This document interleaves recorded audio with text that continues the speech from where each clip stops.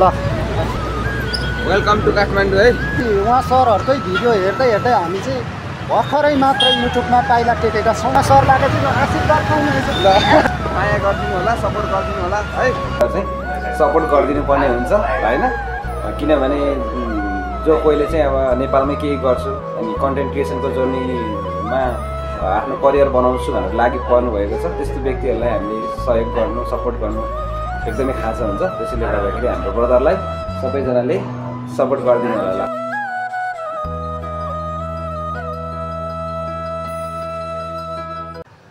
Hello साथीहरू, आज चाहिँ माइलाको भ्लगमा अरू बेलाको भन्दा फरक किसिमको भिडियो लिएर आएको छु। भिडियोलाई अन्तिमसम्म हेरेर साथ दिनु होला है त। विशेष गरेर आज चाहिँ हाम्रै जिल्ला पाँचथर जिल्लाको होइन, म बस्ने मेरो आफ्नै गाउँपालिका फालेलुङ गाउँपालिकाको चाहिँ एकजना ठुलो युट्युबर हुनुहुन्छ। उहाँ सरको नाम चाहिँ राजन थोक्लिहाङ लिम्बू हो।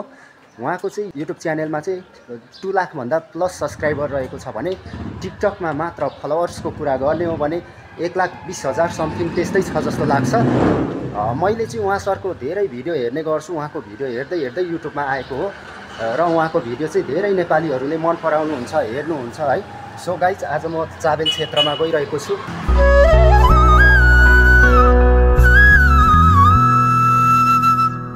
म भेट्न आउँछु नि त सर, फ्री हुनुहुन्छ भने भन्दाखेरि चाहिँ उहाँले सजिलैसँग स्वीकार गर्नुभएको छ। आउनु नि त भेटौँ, चाबेलमा भेटौँ भन्नुभएको छ।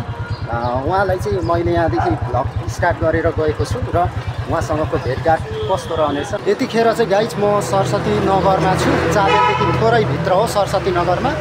यहाँदेखि चाबेल पुग्नको लागि खासै टाढा छैन, 4-5 मिनटमा पुगिहाल्छ। चाबेल पुगेपछिको भिडियो यहाँहरूलाई देखाउने छु। अहिले भिडियो लामो बनाउँदिनँ, भिडियोलाई हेर्दै गर्नु होला है त। अब राजन सरसँग भेट्दाको उहाँको रिएक्सन कस्तो हुन्छ होइन।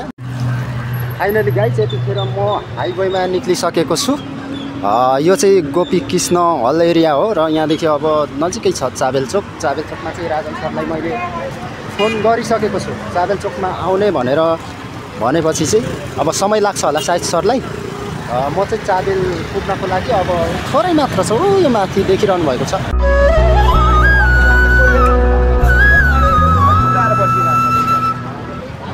फाइनली गाइज, म यतिखेर चाबेलको आकाशे पुलमा आइसकेको छु र राजन सरलाई पनि मैले फोन गरेको। खासै उहाँ ढिलो गर्नु भएन, उहाँले पनि म आउँदैछु भन्नुभएको छ।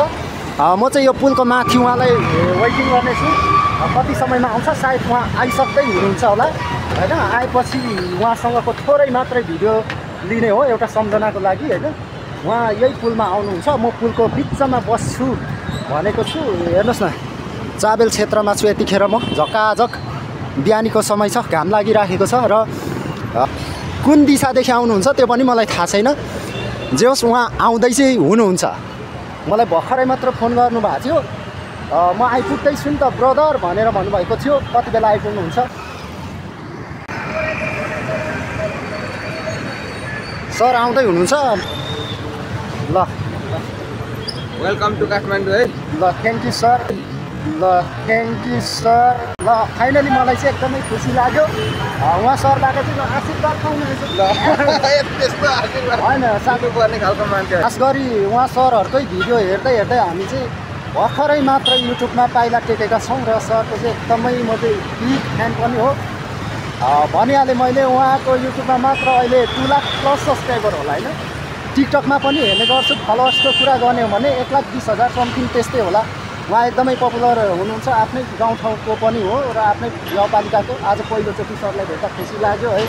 उहाँले कति सजिलै म होइन, उहाँ दुःख पाउनुभयो क्या। सरले म जस्तोको लागि पनि दुःख गरेर धेरै टाढोदेखि भेट्न आउनुभएको छ।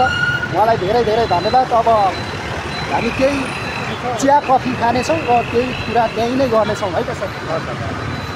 ल हाम्रो के भन्छ माइलाको भ्लग हाम्रो गाउँदेखि हुनुहुन्छ। उहाँ काठमाडौँ आउँदाखेरि मलाई यसरी भेट्ने सोच गर्नुभयो होइन।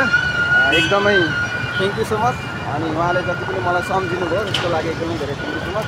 र उहाँको भ्लगलाई पनि सबैजनाले माया गरिदिनु होला, सपोर्ट गरिदिनु होला है। त्यही भएर फाइनली गाइज, अहिले चाहिँ राजन सरसँग भेटेको त यहाँहरूले देखिहाल्नुभयो। केही कफी खाउँ न त, कफी खाएर छुट्टिहाल्ने। यो भिडियो चाहिँ एकदमै छोटो रहनेछ र हाम्रै गाउँठाउँको अब यस्तो होइन अग्रज व्यक्ति माथिल्लो स्थानमा हुनुहुन्छ युट्युबमा र अहिले भर्खरै उहाँको फेसबुकमा स्ट्याटसमा पनि हिजो मैले देखेको थिएँ र अहिले मात्रै कुरा गर्दै हुनुहुन्छ। फेरि अर्को नेक्स्ट च्यानल पनि क्रिएट गर्नुभएको रहेछ।